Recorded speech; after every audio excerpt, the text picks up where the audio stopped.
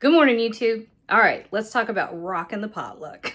We're gonna be making something a little bit retro, a little sweet, a little sour, and absolutely spectacular. We're making copper pennies carrot salad.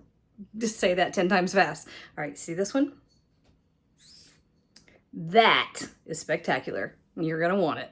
All right, let's cook, y'all. We got a family to feed. All right, we are starting with 2 pounds of carrots. Just enough water to cover. And all I did was slice them up nice and thin. There we go, focus. So we're just gonna bring this up to a boil, medium-high heat.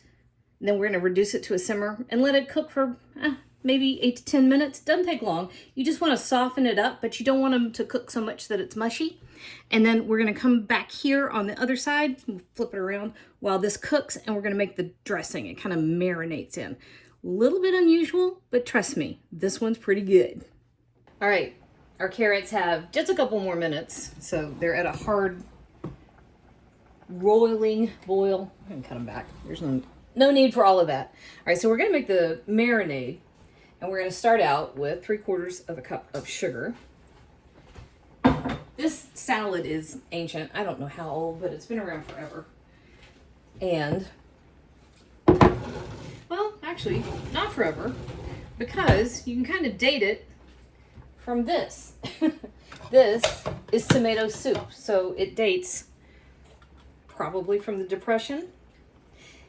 You can tell a lot of recipes that have some odd combinations, probably from the Depression, just from people trying things out.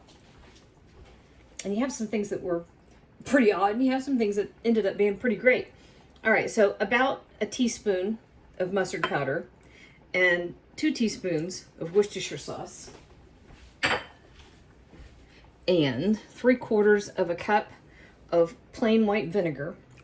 So this is gonna be kind of a sweet and sour, and 1/2 cup of oil. That's just vegetable oil.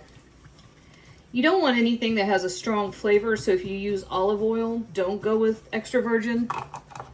You want something that's just kind of neutral. You're just doing something light, and you don't want an oil that will dominate. So this just gets whisked together. And typically, you have green bell pepper, which I started to use a bell pepper, green bell pepper, but I didn't like the way it looked. So I had yellow bell pepper in the refrigerator, and I grabbed that instead. And then I had a whole bell pepper, a little bit of green pepper that was fine, that I liked the way the other part looked, and then a white onion. And then this just gets stirred together. And then after this, all we're waiting on is the carrots to finish cooking. You want them just kind of tender, but not mushy. All right, so just a couple more minutes. That's all we're waiting on. Here's what I mean. Tender, but not mushy. Just like that, right? But you do want it to have some body to it,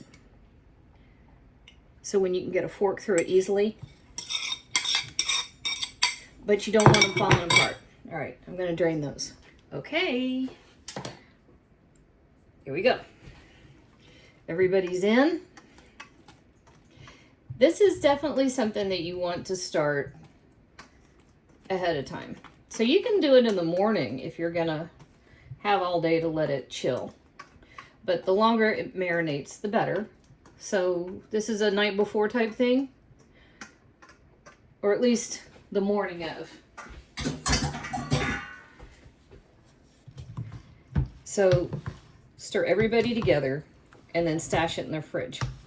So I'd say overnight is best, but if you've only got 4 hours, bare minimum. And of course, let those flavors come together, okay? So there we go. We're gonna transfer this to a dish. I a dish. Good Lord. I sound like I'm in the 1920s myself. I love that sweet and sour thing. Actually, you know what? It needs a touch more salt. So I'm going to give it a little more salt. Then I'm going to transfer it to a dish. And we're going to store it in the fridge and let all those beautiful flavors come together. I love how beautiful this dish is. I love even more.